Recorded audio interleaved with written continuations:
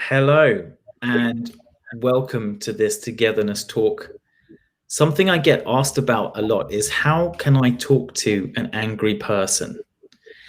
And this seems to happen a lot when people change the way they've been doing things from before. For example, if you started going on workshops and courses around communications, getting in touch with expressions, and you come home and you try to talk to people in your everyday life as you've learnt to communicate with these new techniques, and sometimes you hit roadblocks. And this can happen particularly when you're trying to talk to someone who's angry, for example. So in today's Togetherness Talk, we're going to be looking at that, and there will be time at the end for questions. So if you do have any questions, please write them in the chat. And my guest today to talk about this is compassion coach and embodied NVC trainer Ron de Brito, who I'll bring on in just a moment. Now, Ron discovered nonviolent communication actually after a bereavement. And Ron's been studying embodiment recently. She's been working, training people in NVC, and she's been working a lot on how to bring embodiment to the world of nonviolent communication. So let's bring her on. Hello and welcome, Ron. Hello. Hello, Adam. I'm really glad to be here. Thank you for this lovely invitation and introduction to all the things that I'm getting into to help myself and maybe help the world in some way. It's great to see you. And sitting there in your purple, I can feel the compassion emanating from you, even here. It's wonderful. So, Ron, I think we should dive really into this question. So, how can I communicate to someone who's angry, who doesn't have the same communication skills that I do?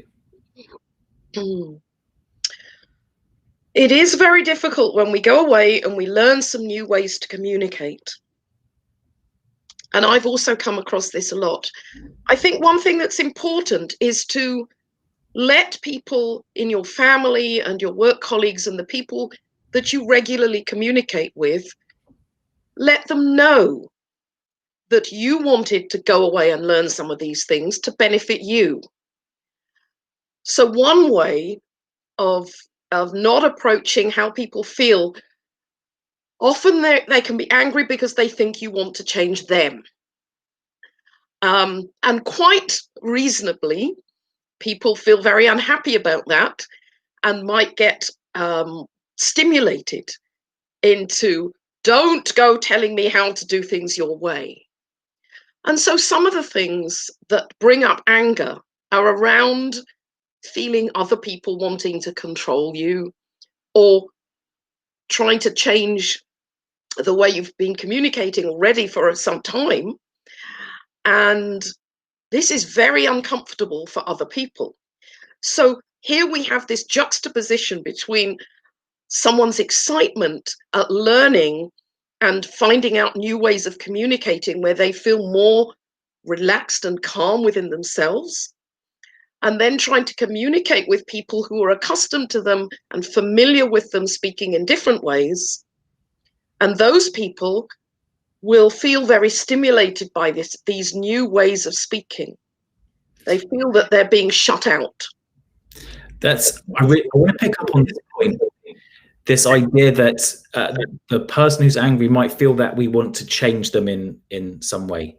And what's interesting about that is anger is usually a sign that our boundaries are being crossed, or we're unhappy about something and we care enough about it to do something. So it's kind of doubly bad if you're feeling, oh, I really don't like what's happening, and now this person's telling me it's not okay to feel what I'm feeling. It's like doubly annoying. I love the way you brought in that anger's about boundaries being crossed.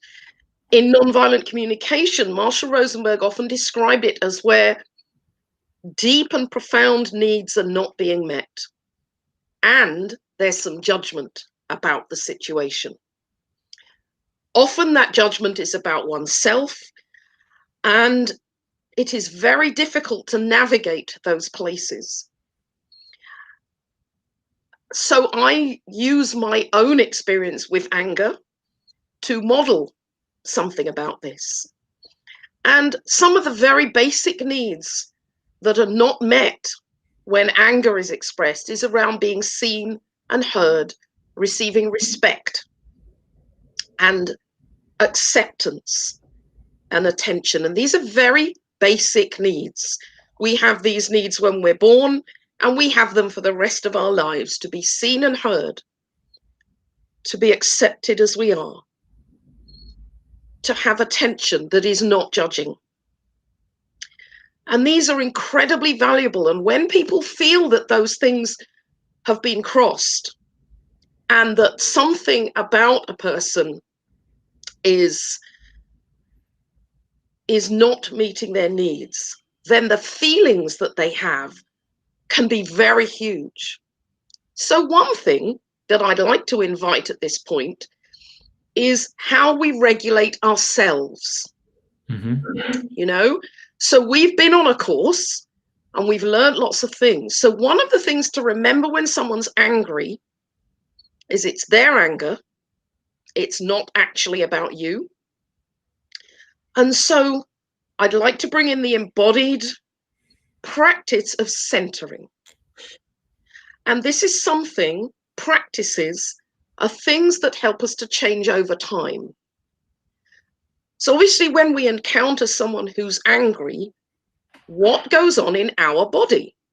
So that's the first thing we can start to regulate, noticing how we feel a sense of maybe distress, upset, fear, and anxiety when someone that we communicate with regularly in our daily lives is angry. So, I'd like to bring threat into that as well.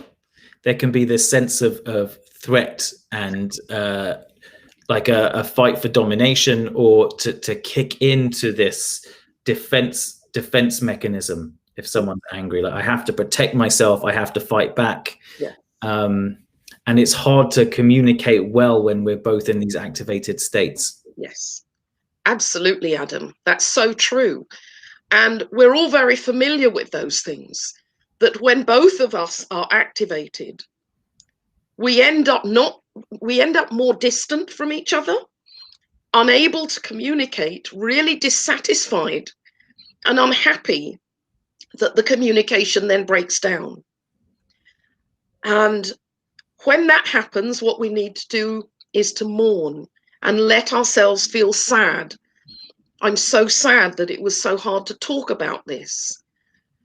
So coming back into ourselves, centering the body is to relax the midline, to relax the belly, relax the chest, relax the shoulders and the jaw.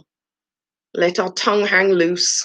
And we can practice things like this for half a minute, 4 or 5 times a day. And that helps us to stay present with someone's anger, so that we regulate the fact that we're distressed or upset. And we can say, okay, I can kind of feel the ground. I can relax my belly and breathe. I am okay. And I'm really trying to relate. And that means from a regulated place, we can listen to the other person differently, hear the pain that is coming from them. So this is something called co-regulation, where if I can manage myself, maybe it helps the other person not to feel so upset. And this is common amongst mammals.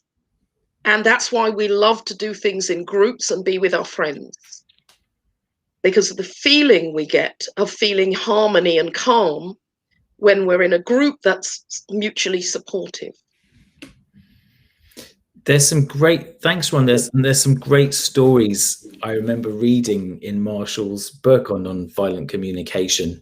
One of them was, he's speaking somewhere in the Middle East. I'm not sure exactly where. He's speaking in a community where the bombs that come and hit them have "Made in the USA" written on them. And Marshall Rosenberg walks in here to talk to them about nonviolent communication and compassion, and someone stands up and goes like, "We don't want to hear from you, this man from America. Your country's sending bombs every day." And what I love about the way he writes is he's so vulnerable and truthful, and he talks about listening in, and instead of reacting and getting defensive or leaving, he says he leans in to try and listen to what are the needs of this man that he's saying, and he starts suggesting, are you feeling like this? And it goes on for a whole hour, and I think in the end the guy invites him around to his house for dinner with his family. So there's something so powerful when we're in that regulated state and we can lean in towards this other person. Absolutely so, Adam. And I remember listening to that with tears at the tenderness of Marshall being really scared in this situation and coming into himself to give himself empathy, to sort of take care of himself so that he could cope in that situation, giving himself compassion. And the people who were running the talk wanted to remove the person who was shouting at him. And Marshall realized that that would be a terrible model for nonviolent communication. And he asked to remain. And he tried to understand. And he said, "I guess you're really mad because I'm an American and you've seen that the American forces are destroying your homes and your way of life. And this is really, you're furious about this. It's really upsetting. You can't look after your families and because your homes are being destroyed." And the guy says, "You're right, exactly." And so this is when we recognize the other person's needs and we can say, "I'm guessing that or are you feeling like this? Or are you upset because?" It helps the other person, because then when they're seen, that meets a need, they're properly heard and they go, "Yes, it's that." And so that helps to diffuse their anger. Yeah, this is a great story. I think one thing about it that strikes me is, wow, Marshall Rosenberg, creator of nonviolent communication, to me, he's verging on saintliness to have that level of co-regulation and that ability to lean in and be present with all those things that are going on in him. I have to say, I feel like I'm a lesser mortal. And I expect a lot of people out there also thinking like, bloody hell, do I have to be like a saint and to just not react when someone's being angry and know how to deal with it? Do you think there are sort of, ways that everyday people can approach this without 20 years of training and compassion? And Well, that's a great question, isn't it? I sure felt the same way when I started learning about nonviolent communication, as though I would never arrive at a place where I could manage myself enough to receive other people's difficult feelings. And yet, so much can be accomplished by taking little steps. And that's something that Marshall Rosenberg really modeled. He often said things like, "Well, when I first started with this, I didn't do things in a way that felt compassionate to me or to other people." And he gives examples of the ways that he made demands, say, of his children, because that's what you do. They've got to take the garbage out or something like that. And that was very encouraging and inspiring for me to feel, yeah, we can mess up along the way, but as long as we have something that we're trying to practice, and it's worth having a couple of things that we can remind ourselves about each day. Like, okay, so when I feel my own discomfort rising in my body, I can allow my body to breathe and say, "Oh, okay, that's how it is. I'm really feeling fed up, disappointed, anxious. Oh, and let the compassion come for ourselves. And when we practice things like that, the practice is noticing how you are. Of course, this practice is also good for noticing when you're joyful, and to say, wow, I feel joyful, or, oh, I'm feeling disappointed and sad, and allowing it to be there. That's really hugely important, to come with acceptance and compassion and understanding for how we are. And that grows the muscle of being compassionate for other people. And it's true. It's true that it's hard. Yeah. You just go baby steps, baby steps. You just pick a couple of things you can practice and try them. And after a little while, pick some more. That's great. So start small, so we don't we can stumble and make mistakes, and we can improve our capacity to do that over time. I want to read this quote from Carl Rogers, actually, who's one of my favorite psychologists. He says, "We cannot change, we cannot move away from what we are until we thoroughly accept what we are. Then change seems to come about almost unnoticed." And that quote is all about accepting, oh, I'm feeling this. Okay, I accept that I'm feeling this. Because our tendency is just to, I don't want to feel that. I want to push it away. So this is interesting how this is also it's an important skill in how we can meet other people and how we can communicate with them. The more we can accept in ourselves, the easier it is to accept things in other people and to meet them there. That's absolutely so. It really is. And very often, the things that we absolutely detest in other people are the things that we contain and hold in ourselves.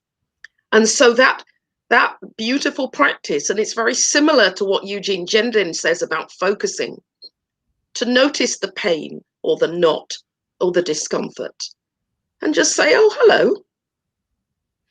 Hello to that. This is part of me today. That's okay. Because our tendency, and the tendency really comes from the brain, which is to judge and control. And it does a great job. You know, the brain is good at judging when something's really hot, to take your hand away or not to cross the road because the car, this is what the forebrain is meant to do. But in other things about feelings and emotions and the sensations in the body, instead of trying to push them away, as you said, and many of us have done this for our entire lifetimes, tried to get rid of difficult feelings because they're unpleasant and we don't know what to do with them. No one taught us how to be with them. And so we want to drive them away and push them down. And this is what's going on with the angry person. They're lashing out their inner sensations because they don't know any other way of letting you know how awful it is to hold that inside of them. Other people do this, of course, by holding it in and pushing it down into themselves. And then their discomfort gets worse because they're holding really painful things inside of themselves. And so the work of nonviolent communication is to, as you say, accept what it's like and begin to feel, can I tell someone, can I actually express this? This is where I went with my anger, saying to people, I'm really angry about something. Can I tell you about it? And that felt safe because they didn't have to do anything about it. They could say no. And choice is really important, of course. But they could say, oh, all right. I don't mind holding space to listen to your anger, And I did this with many, many people.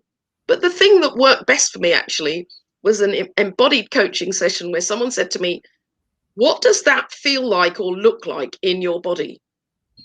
And so I took up the posture and sound of a really furious animal in the wild. And that really reflected back to me this huge, having the space to let my body express that anger. And that's what brought it home to me. It's like, oh, okay. And since that time, it's begun to subside. And I knew all the time it wasn't about the other people. It was all about me.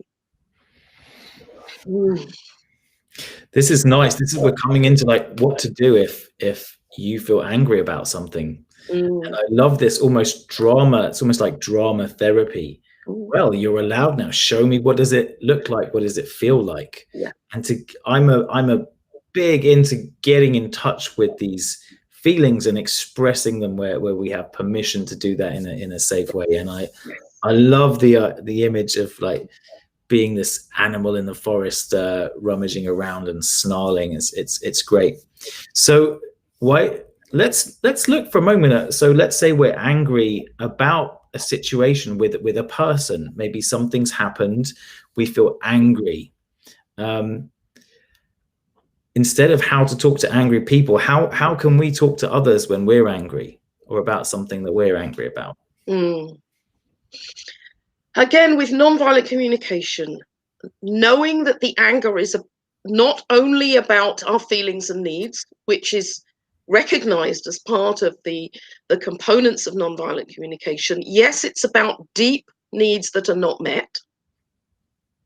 And often that one of the voice being suppressed is one of those needs. But it's also about a judgment that it's wrong to feel that way, that it's bad to show our anger. You know, if we were at school and someone was angry, very often that child might be sent out of the room or, you know, removed to somewhere else. That could be very painful for that person, that they're not being heard and then they don't belong with their mates in the room. And so we are educated that anger is really nasty and people don't want to see it. Therefore, it's not acceptable. Take it away and don't show us.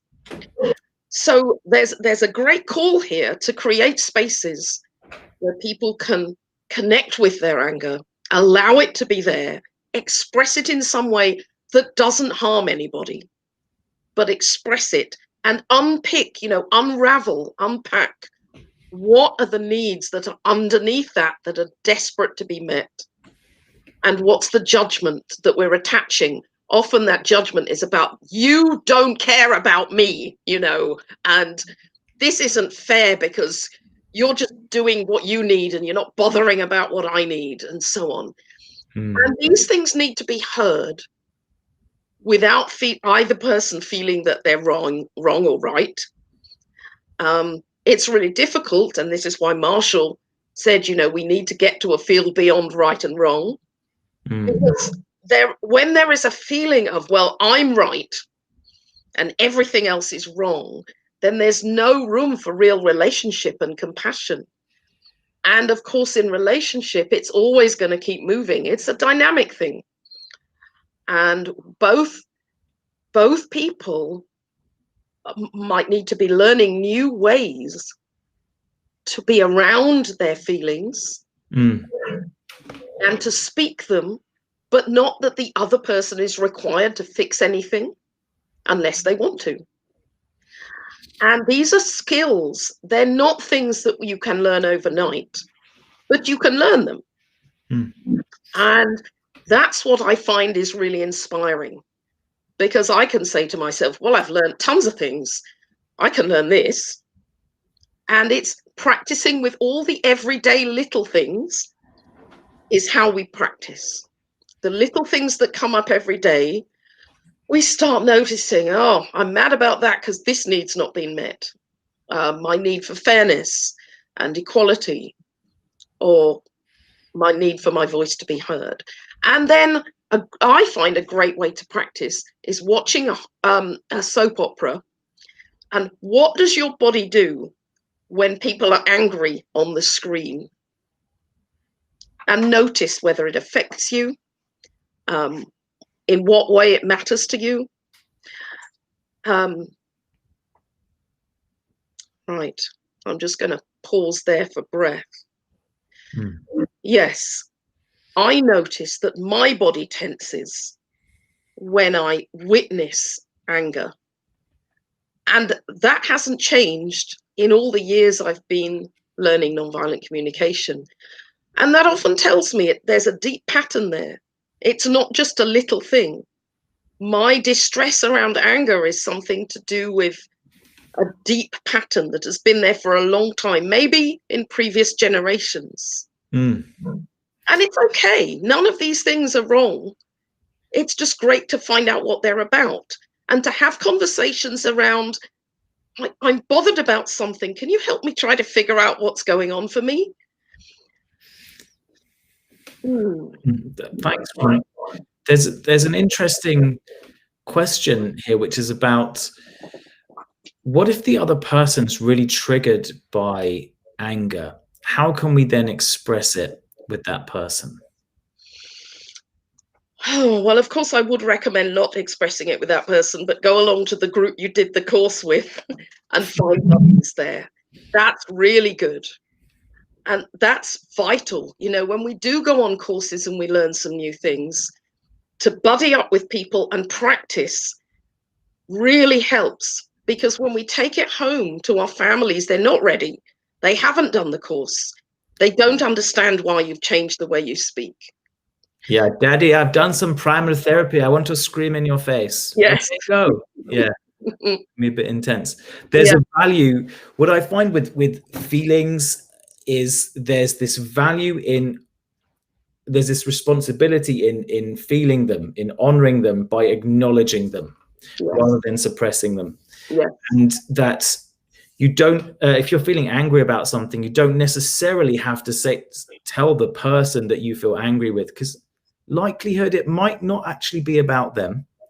But if you can find some space to express it, for it to be witnessed, for it to be celebrated, then it might disappear, this need to do it with the other person, and this sense of calm and feeling and a wholeness. We talked before, Ron, about we're always trying to suppress these things. It's like, oh, it's a relief. It's something I don't have to carry anymore. And it's freeing. In the recent Embodiment conference, Ilan Stefani talks about her session on what is it, rage and passion or something. Love and rage, yes. Love and rage, fantastic. It's like the more we can be in touch with our rage, the more we can actually be loving. And another great speaker, I forget his name, he talked about in his relationship, like rage and anger comes up, but when it's owned, when the rage is owned, it's the gateway to this sort of deepest and most profound intimacy with his partner. So I'm big on, like, let's increase our emotional fluency and our ability to feel what we're feeling and express it in healthy ways. Some things came up for me when you were speaking, Adam. Thank you. That's really great. And one is, of course, to honor this subject, we'd need a lot of time, maybe something like a full course on nonviolent communication, because there are many aspects. One aspect is there are always two different people we're talking about, oneself and the other person. And during this conversation, we've sometimes put the spotlight on ourselves and sometimes on the other person. And but think about that always in our conversations and connections, there are two different people with different experiences that are alive in the connection. And so we've talked about moving between what's mine and what's theirs. So some things could be to acknowledge oneself, perhaps when your close person isn't themselves angry, and say, I've been learning about this and I really want to try this, but I feel awkward and scared to practice it. And I'd like to try some things out with you. How would that be? Sometimes it could be to say, I am really angry and it's not about you, it's my stuff. I'm just going to go out and I'm going to stomp around, walk around the block about 3 times. I would like to share with you how I'm feeling, but I don't want you to feel the kind of brunt of this anger. I'm going to take it outside. I'm going to stomp around. Or it could be, you're angry you're so angry. And first of all, I really care about this anger that you have because I care about you. I don't really know what to do. This sort of honesty can actually be helpful. Or it could be, do you want to tell me some more about this anger that you've got right now? If it's safe to do that, you know? Yeah. There are so many possibilities. And of course, you need to be in the live situation. To decide that. Sorry. Well, it's worth trying out lots of things. And what's best is what feels okay in the heart, in the moment. And this is really the work of Philip Shepherd, who I met on the first embodiment conference, which is to simply be in the present. Oh, delicious. Yeah. It's the last thing you mentioned about tell me how angry you are. And Roman Norris, a parenting instructor, she teaches this for parents. The whole idea is when your child is expressing emotion, this is wonderful. That's what we want them to do so they can feel safe and accepted. So yeah, when your child is angry, say, okay, tell me what else you're angry about and show me how angry you are. And the thing is, I find everything she says for children, of how to be with children, work really, really well in relationships as adults. Yeah. And I've been on the receiving end and the giving end of the relationships. Yeah. And it's great if someone's saying to you, oh, you're angry. Okay, tell me what else you're angry about. Tell me how angry you are. What do you want to do about it? And being accepted and seen and witnessed, and it even can bring a playfulness into it. So I'm not stuck in that rage, but I'm moving back into my social engagement. And I'm able to laugh at myself, and it changes the energy. Yeah. Ron, we need to wrap up in a moment. So were there any questions that popped up that you want to look back at? So we had one about how to express anger if it triggers the other person, which I think we've looked at that. So what about if you're talking to someone who's angry and they're determined to win and dominate? So this might be in a work situation, for example. Maybe there's a rival at work who's determined to get the upper hand, or somewhere out in the world. So it's no longer our friends and family. This is someone who's really determined to dominate. What do we do then, Ron? That's a very big question. And from the embodiment conference, I remember the work of Nkem Endefo. And she is somebody who works in California and actually goes into systems. Because we all live in a domination culture. Hierarchies are part of all of the systems that we are with. And so we have to do lots, there's a lot that needs to happen. For one person, that's huge, but it's about talking to the groups of people who feel disenfranchised and getting to understand what they need. And then maybe talking to the people like the managers or, in charge of an organization and finding out what they need and helping and understanding when you try to meet your needs in this particular way by pushing people down, perhaps there's a need to be aware that they feel disenfranchised and disconnected from the team, and therefore less empowered to really do the things that might support everybody. And there is this disconnection, absolutely, because I've talked about mental health in companies with employees and managers. And it's about perspectives.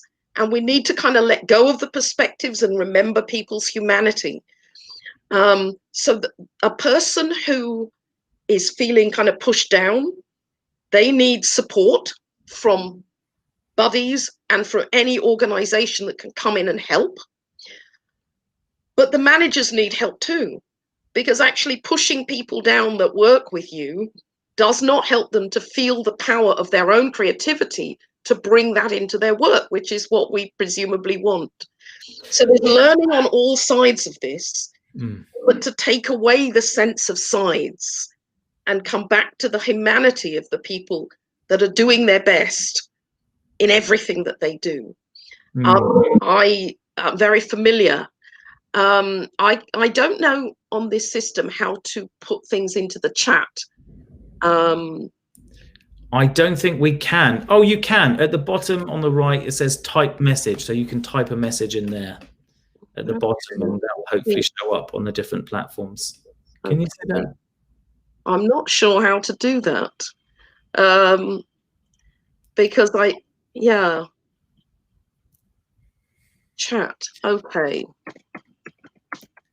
So I think sometimes you're right. There's structural stuff, and if you're in an organization which is not good at listening and not caring about people, the managers might be under tremendous pressure to deliver something, and the way they know to do that is to put pressure on other people. I think this is more and more seen as a bit backward in the way that organizations work, which is great. I think there's another situation where it feels independent of the organization, because within an organization you might have 20 people you get on really well with, but there's always one person who's the bad fairy. In fact, when I was training with Jonathan Kay in Fooling, we had this idea that always in the group there's one person who's the bad fairy that people aren't liking so much, that we find them a bit arrogant or different or annoying. And this is an archetype which transfers around. So you can come across someone who is resentful or vengeful or angry and kind of out to get you, completely independent from the sort of bigger structures at play. So I think it's interesting to consider what to do in that situation. And for me, I think if you need to defend yourself, then I think it's okay to defend. And that might mean getting help or support. It might mean sidestepping. It might mean, getting the support that you need. Because one of the ideas with nonviolent communication is that all conflicts can be resolved when we understand people's needs, and not just as a compromise, but to make everyone really happy. Now, I'm not sure if that is possible. I'm not sure. I need more time to test it out. So I think sometimes it's okay to protect, to defend, to get support. Certainly, if you're feeling absolutely under threat, then I would get help and support, because it's hard to be there with all that feeling of threat just by yourself. Yes, there was a lot there to speak to, Adam, definitely. And I think the question about resolving conflicts by listening to other people, knowing what people's needs are. Of course, it's really important never to say to someone, "I think you need," because that's going to overstep their boundary completely. So we kind of need to recognize people's own authenticity, to be themselves and to stand up for their own needs. And as you said, when I came to nonviolent communication, I felt very vulnerable for a lot of years. And I found it impossible to express my needs because I felt really vulnerable and shaky a lot of the time. And what helps with that is that sense of groundedness and knowing that the being that I call me, this I, is connected to the earth, and the earth is huge and it holds me. And as I gradually learned embodied skills, that helped me to be present and to reassure myself that I'm okay. And so now, so I still feel vulnerable and sad sometimes, and then other times I feel jubilant and delighted. And so how to move with those things, to notice that some of these things are fleeting and that they will pass, and that we can have compassion for ourselves.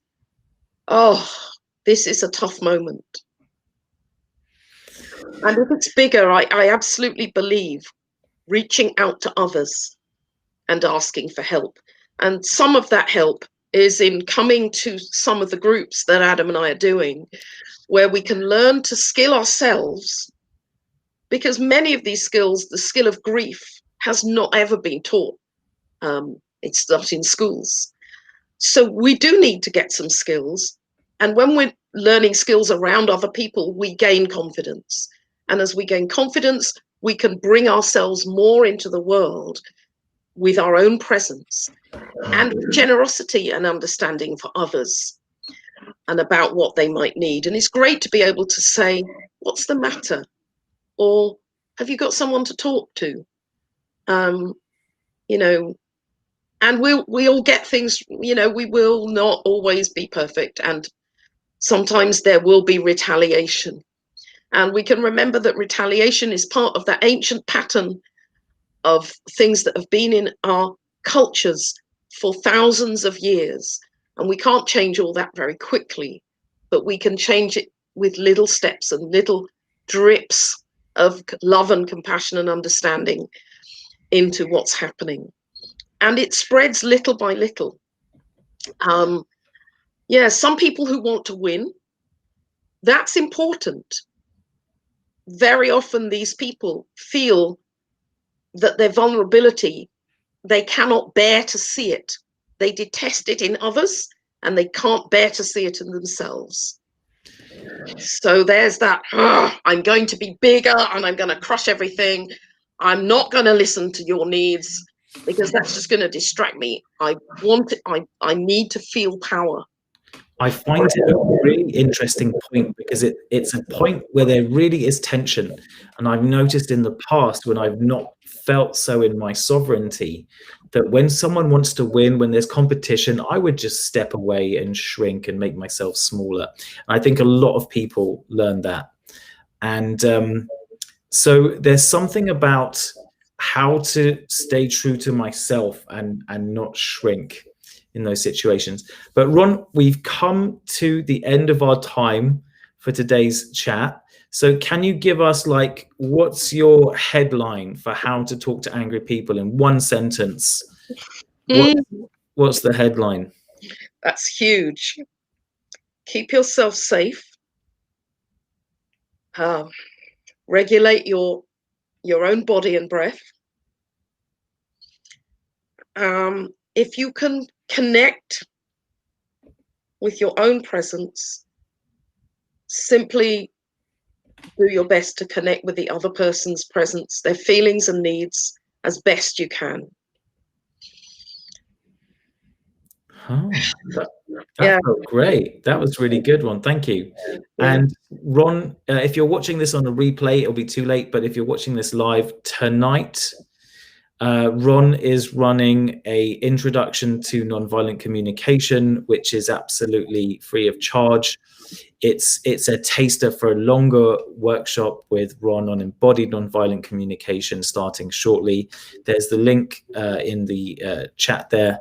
So thank you so much, Ron de Brito, for this amazing topic and this great work you do. Thank you. And hopefully everyone, you'll join us later, and we'll see you tonight. Thanks very much. Bye, everyone.